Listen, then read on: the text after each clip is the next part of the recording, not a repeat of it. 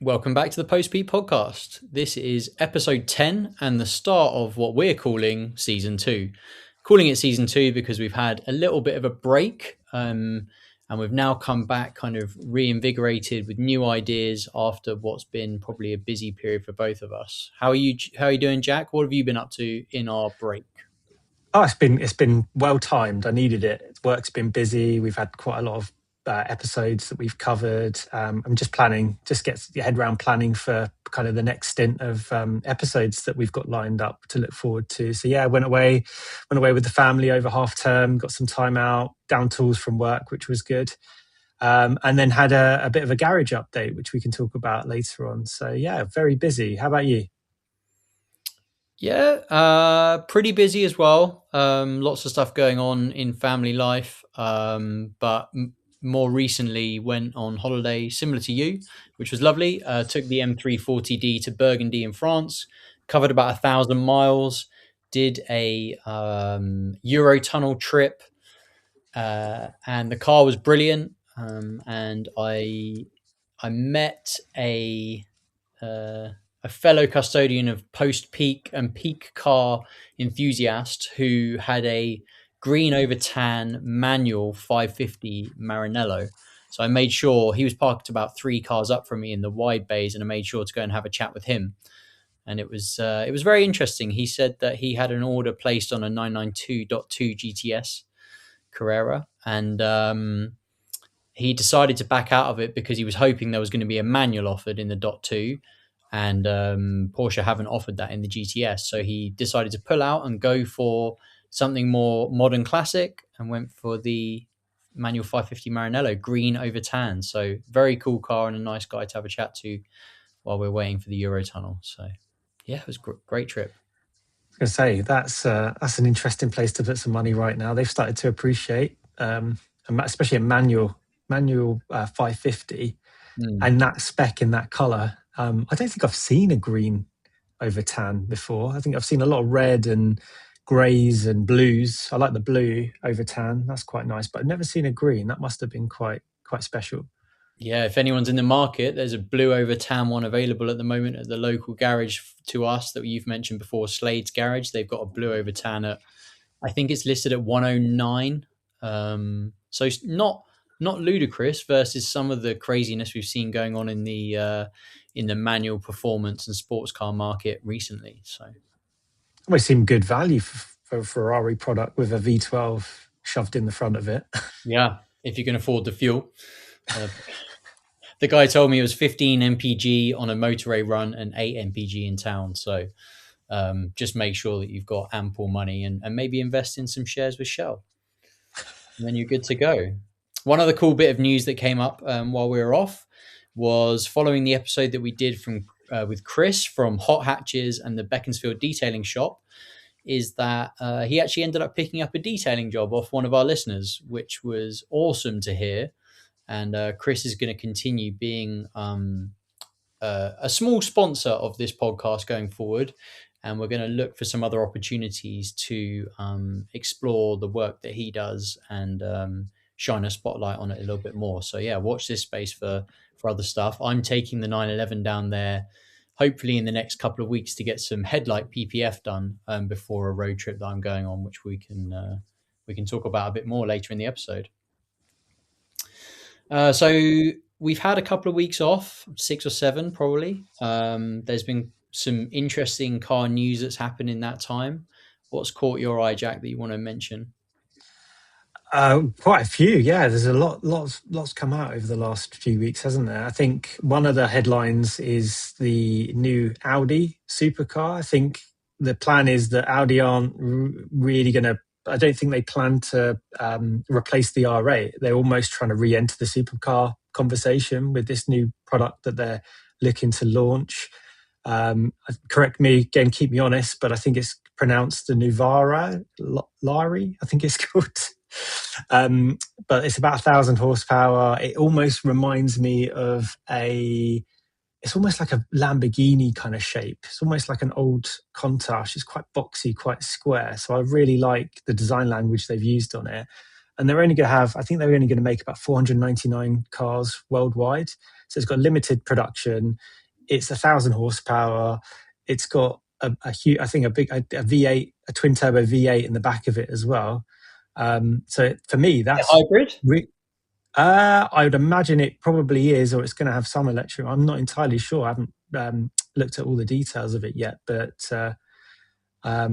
it seems like a great proposition because of just the way it looks. It looks flipping awesome, given what else is coming out in the market right now with some of the other supercar manufacturers. What have Yeah. you seen? Have you seen pictures of it? A guy in my team at work is a massive Audi fan, and he sent it to me. He sent me a WhatsApp of it.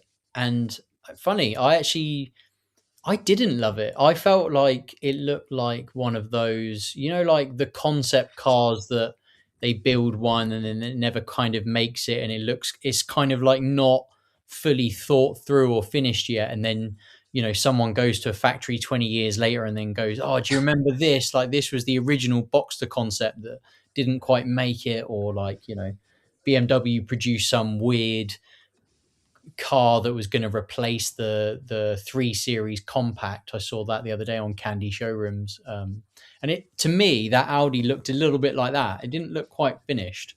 I don't know whether is that the production car that they've showed off. Then that is exactly what it will roll off the production line like. I've no idea. I think it's just to get it, yeah, in the headline. I'd imagine that's Yeah, it's yeah, going to probably look something similar to that. I hope it does in a way because it just looks very different to a lot yeah. of the sort of electric and hybrid stuff that is coming out at the moment. It's just very, very different. It's very old school, quite retro looking, which I quite like about it.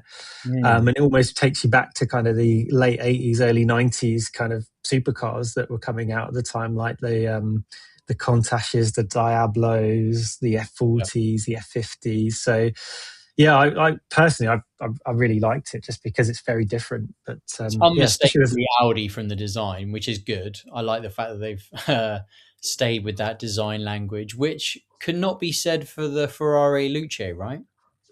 oh, well, that's why I didn't bring that up as a first talking point in the news because I honestly think I nearly cried when that car was announced a few weeks back. And for me personally, growing up as a kid, having F40 posters all over my wall, and I was Ferrari mad when I was a kid. I almost felt like Ferrari died, and I know it sounds. A lot of people have got fairly controversial. Thoughts on the topic, but for me, it doesn't do, it almost looks like another EV car from a Japanese or a Chinese manufacturer that's pretty standard. I didn't think there was anything particularly that stood out that attracted me to it. Yeah, I think they will have a tough time selling it. The thing, yeah, I mean, you can see why they showed the inside of it first months back, because the inside's actually pretty cool. The outside, horrific. I mean, it just reminds me of that Honda EV, and it's like, how can a Ferrari remind me of a Honda? Like, a Honda EV, like, I don't know, just really, really, really, really, really bad. The other one linked to that. I don't know if you've seen have you seen the new AMG like GT thing that's come out? Yeah. That is absolutely awful. I put a comment on a video of it that got loads of likes actually, just because it wasn't my post, but I commented on it just saying this looks like a 30 grand Chinese car, and that's exactly what it looks like. And it's got this fake V8 when you rev it, and the car itself from the front and the back looks terrible. It looks worse than a Kia Stinger. It looks kind of like a Kia Stinger, but a lot worse. And I don't even know what the cost is, but it's definitely not going to be 30 grand Chinese car money, which is the car I think it looks like. So I think they've had a massive fail there as well. I don't know, what's really driving that. Is that emissions? Is it ESG? Is it sustainability? Like, what is really pushing these manufacturers to make these awful looking cars? Or maybe we're just getting old, and maybe perhaps there's going to be kids out there that possibly have posters, and we're missing something there of these type of cars. I think it wasn't. If I think about growing up around Ferrari, and this is why it's very emotional for me, because I almost feel like it's a RRP for Ferrari for me anyway. For now, unless they go back to their roots or change their design language, but I can't imagine having. There isn't anything to love. Maybe the steering wheel, maybe the interior, as you said, but there's nothing really to love or get excited about. I can't imagine it to. It's not going to sound authentic, even if they put some kind of fake noise in the car. It's not going to sound like a Ferrari or a V8 or a V12. It's not going to drive. It's going to be extremely heavy, I'd imagine, as well, right? So it's not going to be as dynamic as other historic, say, four-seater sports car Ferraris that have been made, like the Lusso, for example, which Yeah, was a great all round package. It's still something that I would love to explore at some time, because I think I could justify that with putting kids in the back. But I yeah. just don't know where Ferrari are going, unless it's not really up to them anymore, unless that's just the market and the kind of the way that these car manufacturers are being forced to go, perhaps. And maybe it's not Ferrari. Maybe you shouldn't be blaming them. I Maybe don't know. I'm not sure I agree with that, because if you look at Renault have absolutely smashed it out of the park with that Renault 5. mm, They're managing to comply with all the rules. They've gone back into their history books and brought something that was really popular then into the modern era. And that's obviously done incredibly well because they're selling loads of them. So I don't know. I don't know, but yeah. Let's talk I think about like some more positive Renault's things. a great one, by the way. Renault Yeah, is exciting, and I think I love what they're doing with their products at the moment. And I would definitely be considering something like that if I was in the EV market right now. yeah, Um, I think what Ferrari should maybe think about doing, if they're going to win back old fans like me, might be to almost resto mod a really great looking 80s 90s design mm, and electrify that to comply with what's going on and the direction of the market right now, but have something that almost looks like we touched on with the Audi earlier, something like that, where you've kind of got that look, but you've still got perhaps the EV approach, or the compliance that needs to be in the market right now, given what they're being pushed towards, perhaps. But yeah.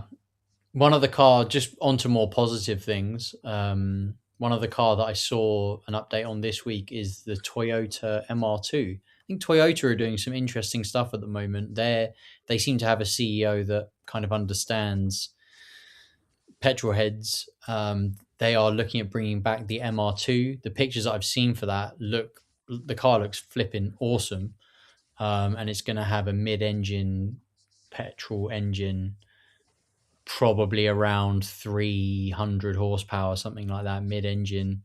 But it looks incredible. So I don't know too much more about it than that, but interesting to see how that develops over time. And then BMW have got some new news with the M2 as well. yeah, so what, dropping the X-Drive system into the M2, so that's going to be interesting. I appreciate it probably goes against some of the purists not being rear-wheel drive, but I think you've still got the option now to have a rear-wheel drive setting. So I guess it adds a little Yeah, bit more weight and is arguably less driver focused. But as an all-round package, that's going to be an interesting contender, given the fact you're going to have a lot more traction. And again, like part of these groups that I'm in, especially the BMW groups, people are saying like Audi have been doing this for 20, 30 years now with the Quattro systems. BMW have just entered the chat now, but I think it's given the weight of these cars and the amount of horsepower, the amount of punch they pack now. You yeah, almost it needs to be a four-wheel drive system to put all that power down in a relatively safe and controllable manner. Otherwise, you've got these huge engines now, or this huge amount of horsepower, and in most rear-wheel drive situations, especially in this climate, you can't really utilize it a lot of the time because we don't have the right conditions for it. So I think maybe I mean, personally, I'd be in the market for an M2 X Drive, just because I think it's a bit more of an all-round package. yeah. I think possibly I think the opposite, to be honest. Like, and the problem. I don't know if the M2 is different and it's newer tech, but in the past, the switchable X drive systems, you can only put it in rear wheel drive if you have all of the driver aids off. So traction control fully off, ESC fully off, which for a lot of people in a big powered car is scary. I would much rather drive an M2 with rear wheel drive with the opportunity to have it in MDM and half traction off than it be only rear wheel drive with the traction fully off, or X drive, which, as you say, is a symptom for me of heavier cars that then have to have Mm. more horsepower. Putting in X drive makes it even heavier. Um, I would just I know it must be hard for these manufacturers, but can't we just get a lighter car with rear wheel drive and less power? Like, you know, I that almost think it competes very closely now to the M4. Like, the M4 is X Drive. yeah. So would you not just buy an M4? I mean, given the fact that they're probably going to charge a bit of a premium to have the X Drive system in the M2 versus the rear wheel drive variant. So I'd imagine a bit like the manual box as well. You're going to tick a few extras, and before you know it, it's almost at the same price point as an M4. So you're almost thinking, well, would they have not taken the M2 down the more lightweight, track focused, driver focused kind of car Mm, versus the M4 being more of a grand tourer or maybe a bit more comfortable and have that X drive system similar to the M3? So it's yeah, interesting to buy, but again, quite exciting because we're all big M fans on this channel. So yeah. that's another interesting topic for this week. One other thing to finish off the news is something that I've tuned into really in the last week or so is it really seems to be that the high end of the sports car market for peak car in manuals, particularly manual gearbox cars, it just seems to be going a bit nuts. So like 997.2 GT3 RSs seemingly have gone up like 100 grand in the last year. I saw so that TGE guy. Not that I'm a massive fan of his, but I respect him. He's got one that he said he paid 120 grand for. I don't know exactly how long ago that was. Maybe 2 or 3 years ago. 120 grand. He's been offered 300 grand for it.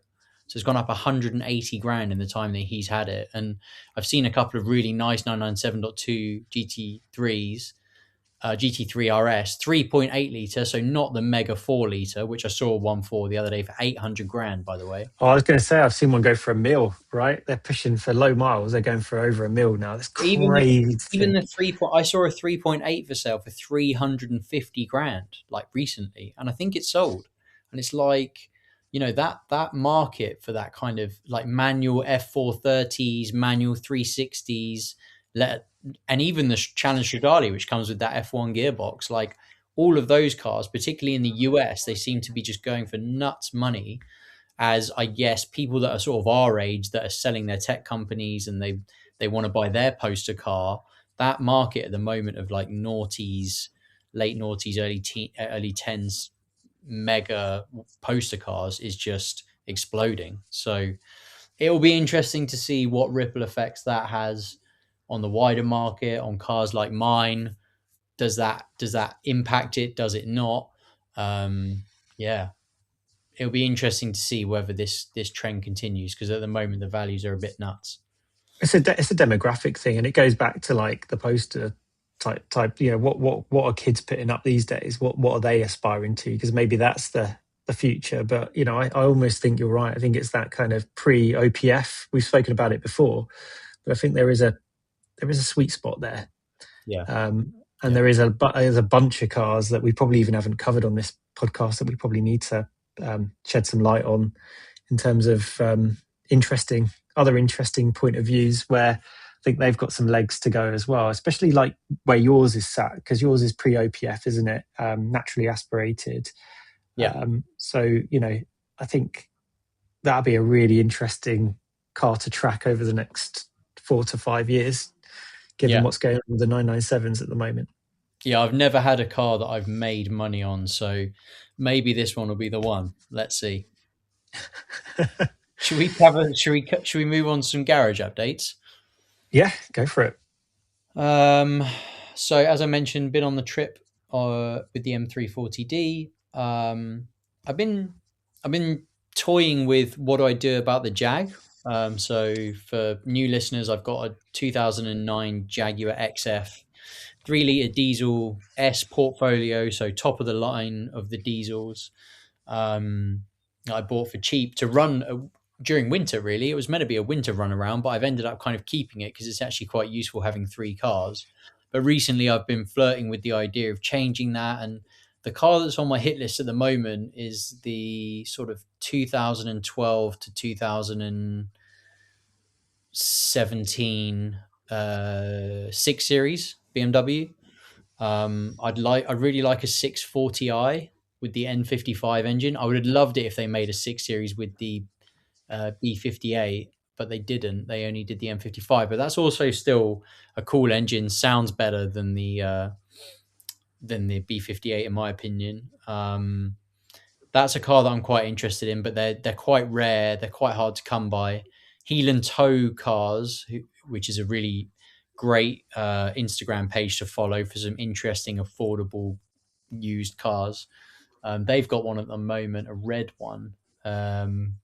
But I haven't quite decided yet. But if I do change that, that's currently kind of top of the hit list. Maybe a 4 Series, but I think the 6 would be cool just for a bit of extra luxury. So It's yeah, interesting. Interesting you touched on the six as well, because I think 99% of them I've seen are like 640Ds. They're the diesel yeah, variants. And I was actually, if I was again talking about garage updates, the plan was to buy two cars, to buy a weekend car, a fun car, and then buy more of a daily. And actually, if you look at where the Ds, because I was going to use it to do a lot of motorway driving, yeah, look at where the Ds sit in the market. They're a lot of car for the money right now, given yeah, how much they would have been new and how much I guess the equivalent 8 series now, especially a Grand Coupe, would probably set you back. So yeah. yeah, I think It's a big the price gap I between the 6 and the 8. Yeah, yeah. What were you thinking? Are you thinking a coupe or are you thinking a Grand Coupe? I was actually thinking either coupe or convertible. Oh wow, okay, Yeah, yeah. nice. Um, if it's convertible for me, it has to be petrol. I don't understand people that buy diesel convertibles. Put the roof down and listen to a diesel. Like, no, that's not for me. Um, but yeah, 640i's are quite hard to come by. As you say, most of the market is 640D. But I've got a BMW diesel already, and it's great. But I've got that use case kind of covered off. I think I would rather Mm. have petrol. So haven't made any final decisions on it yet. But if you've got a nice 640i and you're listening to this, which is almost 0% chance, then let me know if you're interested in selling it. But Are we yeah, missing the 650? Because they made more of the 650i's, I yep, believe. yep, they did.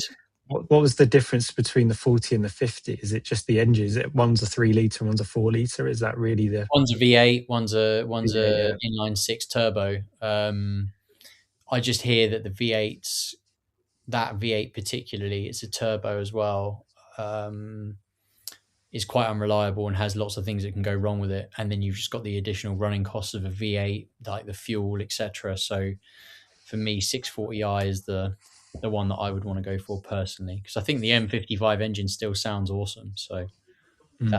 that would be enough for me for a kind of daily. But we'll see. I'm not sure. I haven't decided yet. The Jag hasn't let me down, so I feel like I shouldn't let it down by selling it as well. So I'm kind of funny, sentimental guy about that. There's a lot of value in that. Wish I could be more like that. I need to take a leaf out of your page talking about car garage updates. Yeah, As we've already covered in previous episodes, I'm a little bit schizophrenic when it comes to just making a knee jerk decision and jumping in with 2 feet. yeah, So I think on one of the last episodes, we kind of exploring kind of what was going to move into over the summer period, and we're kind of already there now. It's come around so quickly, and I think as I said, the original plan was to look at a three car setup, including family car. But for me, it was almost having that daily and then just having a weekend car that I could enjoy and be a bit more selfish with in terms of the spec and layout. And in the end, I've gone down the Swiss Army knife approach, and I've gone 2 feet straight into an M5 that I picked up at the end of the holiday. And I think the rationale was like, is it possible, I guess, to have an all-in-one that you would still, because I think that the challenge I had is time. I'm very time poor. I'm a dad I've got 4 kids, constantly driving them around most weekends. So actually having the time to really enjoy a weekend car can sometimes be quite tricky. Yeah. And that's the reason why I let the 911 go, because clearly just didn't wasn't using, not because I didn't want to use it. It was more the fact that I found it very difficult to justify when to use it. And the best memories I've had of that car was taking it out at like 5, 6 a.m. on a Sunday, and going for like an early B road blast before the traffic, because that was the only time I really got to enjoy it. And in the winter months, it was tucked away in the garage, it was under cover. So it was only really a few months of the year that I really got to enjoy that car. So I was almost trying to find something that kind of ticked every box. And I think the M5 for me fit, I think anyway, the fact that I've only owned it for not even 2 weeks now seems to fit quite well into that category, where I think I can fit everybody in it. I took the kids out in it when I picked it up, and managed to get all three kids along the back row and one in the front. So I can't take the wife out, so she just have to stay at home. But managed to fit them all in there. So you've got the width, so you can get 3 car seats across the back, and it even can fit the multi-mac that we've discussed in a previous episode, where I could get all Yeah. 4 potentially across the back row with the multi-mac in it, Yeah. because it's the same width as the Range Rover, and still get someone else in the front. So it kind of almost ticks every box. You've got performance, arguably not very driver focused with the X-Drive system, the weight of it, and how heavy and large and wide that car is. But I think You I can haven't disconnect really. the X drive though, right? In the M5s, you can do rear wheel drive, but again, it's that no TC, no ESC. So you've got to be big boy pants on. Oh, definitely not even brave enough to take it out of comfort mode, to be honest with you. It's just, to be honest, again, it's been busy. It's been a busy couple of weeks, and I haven't really had a huge amount of time to get used to it. But the time I have driven it, I mean, it's 600 horsepower, um, Yeah. So all wheel just talk drive. us through exactly which M5 we're talking about here. So it's a late, I think it's an early 2000, late 19, 2019, early 2000s. So it's the pre-facelift M5 OG, I guess, because it's a non-competition spec.